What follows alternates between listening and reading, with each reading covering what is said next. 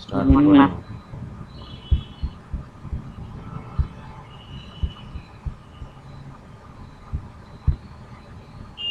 Good morning, everyone. Am I audible? Yes, ma'am. All right. कुछ बेटा problem थी system की, हैंग हो गया था, so that's why I'm so sorry. ठीक है, अब स्टार्ट करते हैं हम लोग। रस की बूंदे, chapter number 13, page number 100।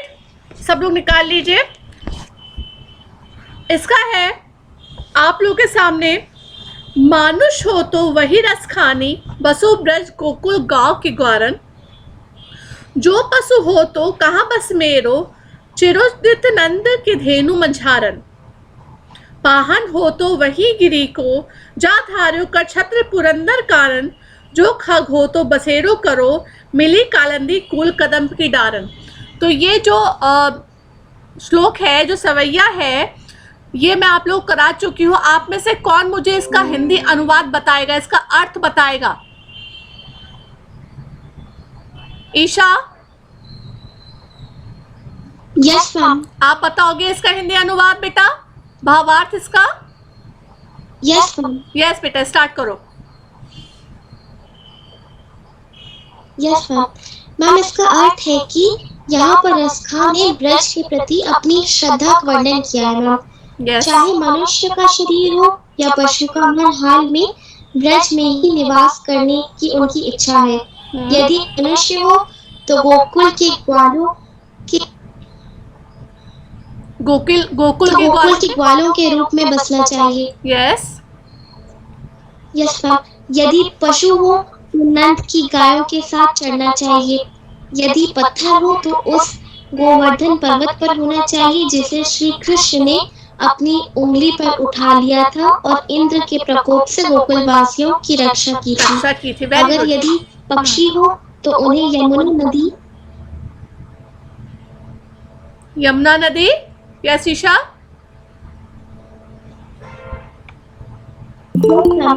Yamuna नदी के किनारे कंदम की डाल पर बसेरा करना पसंद है, क्योंकि उसी के निकट बैठकर श्री कृष्ण गोपियों के संग रासलीला किया करते थे। वेरी गुड ईशा, बहुत अच्छे से आपने बताया। क्योंकि मैं इसका अर्थ ऑलरेडी आप लोगों को बता चुकी हूँ और आप लोग अपनी अपनी कॉपी में कर चुके हैं, इसलिए मैं चाहती हूँ कि इसका अर्थ मैं आप लोगों से पूछूं।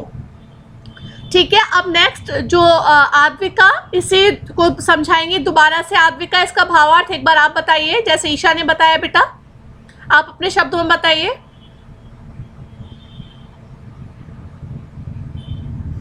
मैम, यहाँ पर रसखान ब्रिज के प्रति अपना प्रेम, अपना आभार दिखा रहे हैं। वो चाहते हैं कि जो मनुष्य का शरीर है या फिर जो पशु का शरीर है वो ब्रिज में ही निवास करे, ब्रिज में ही रहे।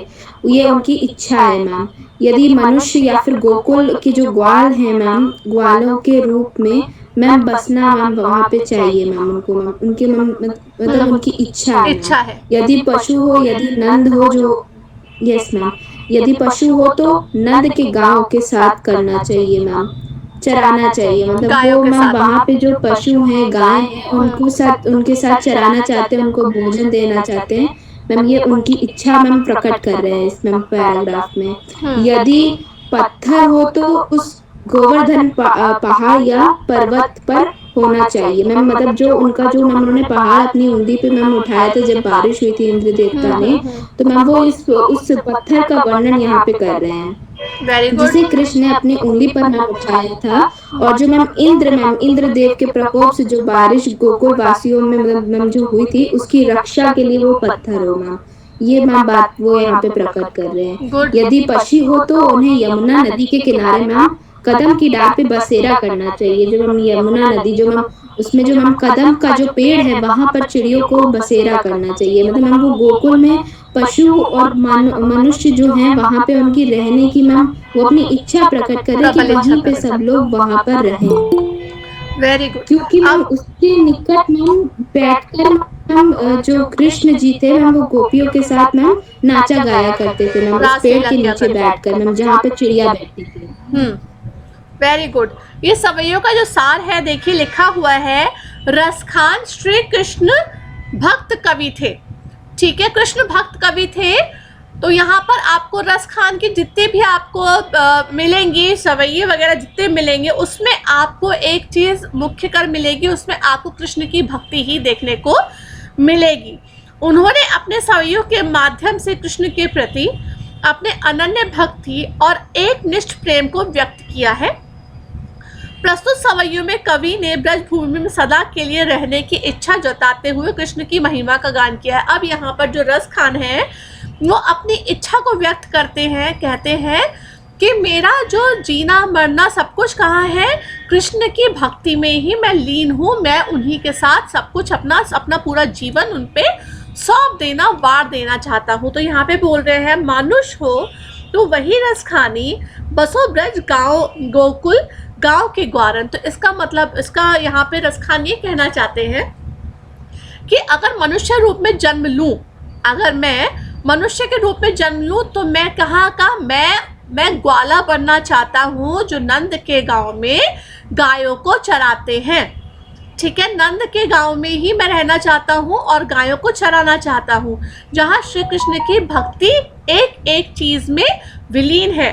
ठीक है, आप जो पशु हो तो कहाँ बस मेरो, चरो नित नंद की धेनु मझारन। अब है कि अगर मैं अगले जन्म में अगर पशु बनता हूँ जो मेरे बस में नहीं है, क्योंकि ये किसी के बस में नहीं होता कि अगले जन्म में क्या बनना है, तो अगर मैं पशु बनता हूँ तो मैं चाहता हूँ, मेरी इच्छा, प्रबल इच्छा ये है कि मैं क्या बनूँ, मैं धेनु बनूँ, मैं वो पशु बन जाऊँ जो नंद के गांव में गोकुल के ग्वाले जिसको चराने ले जाते हैं, मैं धेनु बन जाऊँ।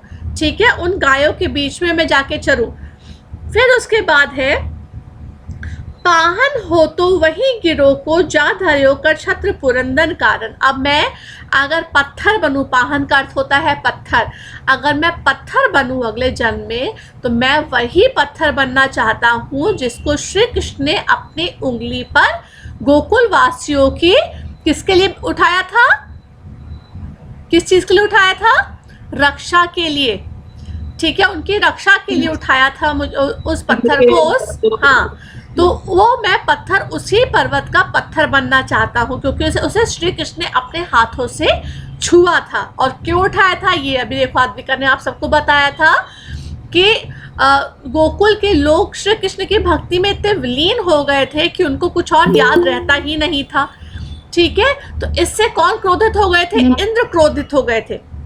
इंद्र को लगा कि ये लोग तो मेरी पूजा नहीं करते, मुझे मानते ही नहीं है, सब कृष्ण कृष्ण कृष्ण। तो वो ज्यादा क्रोधित हो गए थे और उन्हें वहां पे खूब बारिश की। ठीक है, और वो बारिश से जब पानी बहुत ज्यादा भरने लगा तो उनकी रक्षा हेतु, गोकुल वासियों की रक्षा हेतु श्री कृष्ण ने अपनी छोटी उंगली पे, छोटी उंगली से अपनी उस गोवर्धन पर्वत को उठा लिया था और जितने गोकुल वासी थे सबने वहां पे शरण ली थी। तो यहाँ पर रस खान यही बोलते हैं कि अगर मैं पत्थर बनूं अगले जन्म में तो मैं उसी गोवर्धन पर्वत का पत्थर बनना चाहता हूँ जो श्री कृष्ण ने अपनी उंगली पर उठाया था गोकुल वासियों की रक्षा हेतु। ठीक है, जो खग हो सो बसेरो करो मिलिंदी कालिंदी कूल कदम्ब की डारन। अब मैं, अगर ये भी मेरे बस में नहीं है कि हो सकता है मैं अगले जन्म में पक्षी बनूं, खग मतलब पक्षी। ठीक है, अगर मैं पक्षी बनता हूँ अगले जन्म में तो मैं चाहता हूँ कि मैं उसी वृक्ष पे, कदम की उसी डाल पर जाके बैठूं जिसके नीचे बैठकर श्री कृष्ण बांसुरी बजाया करते थे या बजाया करते हैं, जो भी है। ठीक है, और जहाँ पर श्री कृष्ण यमुना के किनारे रासलीला किया करते थे। रासलीला सबको पता होगा, जब श्री कृष्ण राधा और गोपियों के संग मिलकर जो नृत्य करते थे उसको क्या कहा गया, रासलीला। ठीक है, करते हैं। तो मैं चाहता हूँ मैं वही क्या बनूं, वही उसी डाल पर जाकर बैठूं और अपना पूरा जीवन जो है मैं श्री कृष्ण भक्ति में व्यतीत कर दूं। सबको समझ में आ गया? जो बच्चे हमेशा क्लास अटेंड करते हैं उनको तो ऑलरेडी इसका उत्तर आता था, इसका भावार्थ उनको ऑलरेडी आता था, लेकिन जिन बच्चों ने क्लास अटेंड नहीं किया था स्पेशली उनके लिए बेटा अब समझा दिया है। इसको अच्छे से देख लेना क्योंकि ज़रूर से ये आएगा आपके एग्जाम में, इसको ध्यान रखिएगा। क्योंकि एक ही आपका ऐसा चैप्टर है जो आप लोग का भावार्थ प्रसंग सहित आ सकता है, तो इसको आप लोग बहुत ज़रूर अच्छे तरीके से देखिएगा, ठीक है। अब दूसरा है या लकुटी अरु कमरिया पर राजतिहु पुर को तजुडारो, आठहु सिद्धि नवो निधि को सुख नंद की धेनु चराए बिसारो। रस खानी कबो न आखिन सो, सब ब्रज के बन बाग तड़ाग निहारो, कोटिक हूँ कलो धोत के धाम करिल के कुंजन ऊपर वारो। ये भी रसखान की कृति है। अब इसको कौन समझाएगा? अफान, आप बताएंगे इसका? पहले अफान फिर Ayush. Yes Afan. Yes ma'am. इसका अर्थ है कृष्ण से जुड़ी वस्तुओं के प्रति प्रेम प्रकट करते हुए कवि कहते हैं कि जिस लाठी और कंबल को लेकर कृष्ण गाय चराया करते थे, उसके बदले में तीनों लोगों का सुख त्यागने को तैयार हैं। मैं नंद की गायों को चराने के बदले आठों सिद्धियों और 9 निधियों का सुख भी भूल सकता हूँ। मैं ब्रज भूमि पर स्थित बागों, वनों, तालाबों को देखते रहना चाहता हूँ। मैं इनमें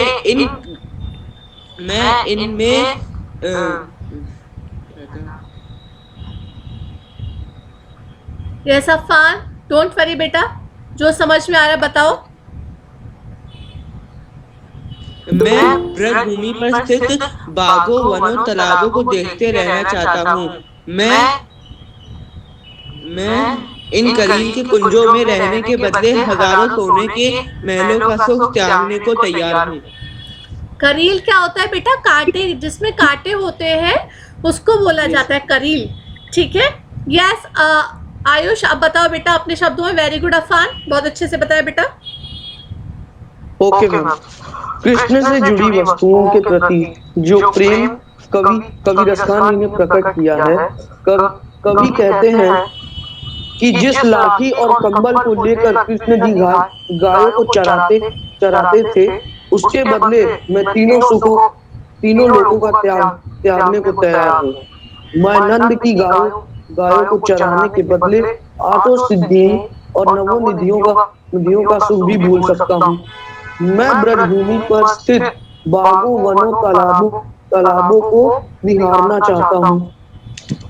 मैं इन कांटेदार झाड़ी के कुंजों में रहने के बदले हजारों सोने के महलों का सुख त्यागना चाहता हूँ। वेरी गुड आयुष, बहुत अच्छे से बताया। जैसा कि यहाँ पर अफान और आयुष ने इसका भावार्थ समझाया है, मैं एक बार फिर आप लोगों को बता देती हूँ। रसखान क्योंकि कृष्ण के भक्ति में लीन रहने वाले कवि थे, तो वो यहाँ रसखान ये बताते हैं कि जिस तरीके से श्री कृष्ण जब गायों को चराने जाते थे, तो उनके हाथ में एक लाठी और उनके पास एक कंबल रहता था, ठीक है।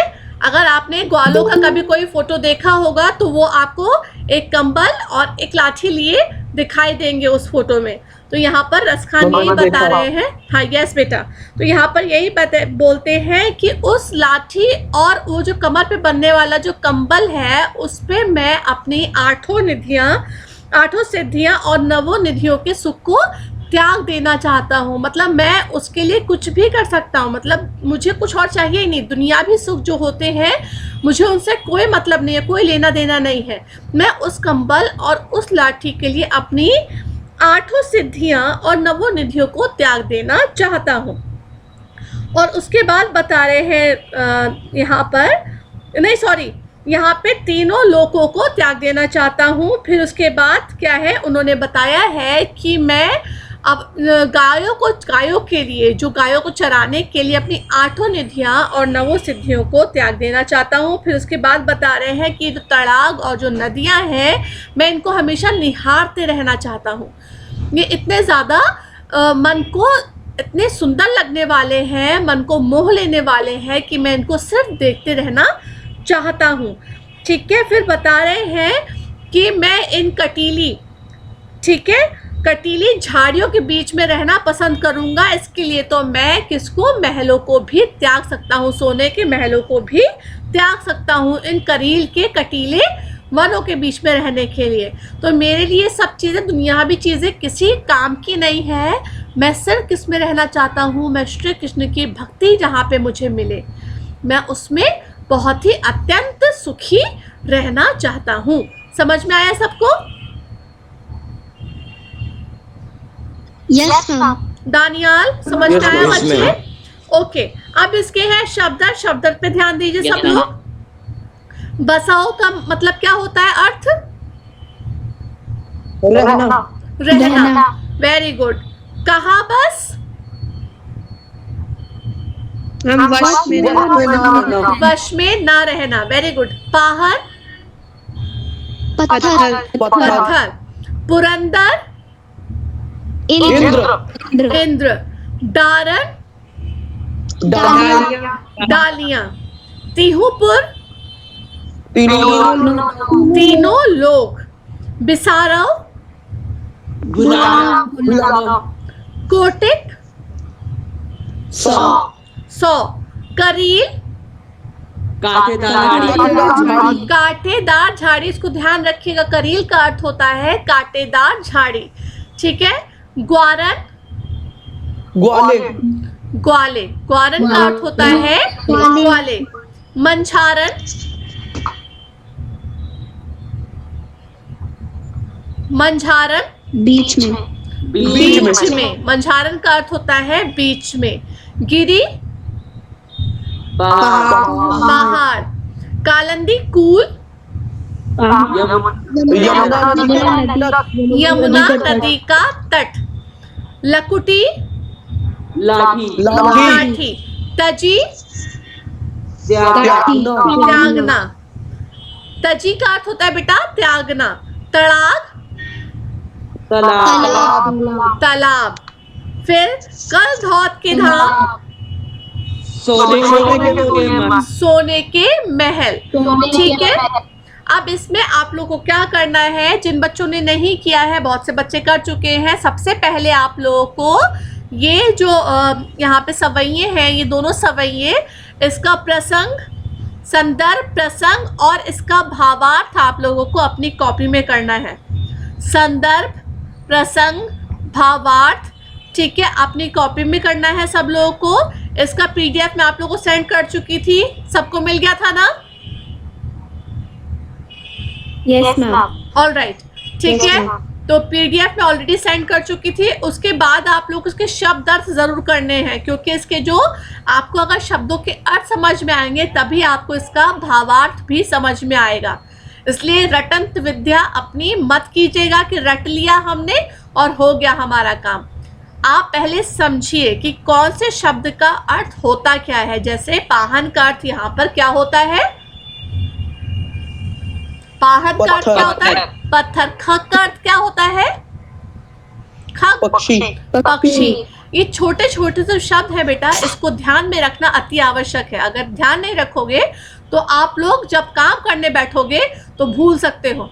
और एग्जाम टाइम में आप सबको पता है कि आती हुई चीज भी अचानक ऐसा लगता है हमें कुछ भी नहीं आता। जैसे पेपर सामने आता है, आप चाहे कितना पढ़े हुए हो, और अगर पेपर आपने ध्यान नहीं दिया तो उस टाइम पे लगता है हमें कुछ आता ही नहीं है, ये क्या हो गया।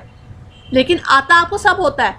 इसलिए मैं आप सबसे बार बार एक ही चीज बोलूंगी, जब पेपर आए शांति पूर्वक सबसे पहले उसको पढ़ें। और अगर कोई चीज समझ में नहीं आ रही है तो उसको 2 या 3 बार पढ़ें। ठीक है। जब आप एक प्रश्न को 2 से 3 बार जब पढ़ते हैं, वो समझ में नहीं आ रहा, तो खुद ब खुद वो प्रश्न आपको खुद ब खुद बताना शुरू कर देता है कि वो पूछ क्या रहा है। और अगर आपको समझ में आ गया कि प्रश्न में है क्या, तो उत्तर आप लोग खुद ब खुद उसको समझ जाएंगे, उसका उत्तर। अगर आपको प्रश्न ही समझ में नहीं आ रहा है तो उत्तर आप नहीं कर पाएंगे। इसलिए ध्यान रखिएगा कि जब पेपर आएगा तो आप लोग हड़बड़ाएंगे नहीं, पेपर को बिल्कुल शांतिपूर्वक पढ़ेंगे पहले। और मैं उम्मीद करती हूँ, वैसे मेरा क्लास ऐसा है नहीं, मैं उम्मीद करती हूँ कि अगर आपके ऑनलाइन एग्ज़ाम होते हैं तो कोई बच्चा चीटिंग नहीं करेगा। ये नहीं करेंगे कि अपनी बुक सारी खोल के बैठे हैं, कॉपीज खोल के बैठे हैं, अच्छा ये पेपर है, हाँ हमारे पास पूरा सब कुछ हमारे पास लिखा हुआ रखा है, हमें सिर्फ क्या करना है, कॉपी करना है। पता चल जाता है बेटा, जब कॉपी करते हैं ना तो पता चल जाता है कि बच्चे ने कॉपी किया है, क्योंकि मुझे पता है मेरे क्लास में कौन कौन बच्चे पढ़ने वाले हैं। ठीक है, अब आपका दूसरे क्लास का टाइम हो गया है। ओके, बाय बाय बेटा, गॉड ब्लेस यू। बाय बच्चों, थैंक यू मैम। बाय बेटा, बाय। यू टू बच्चे।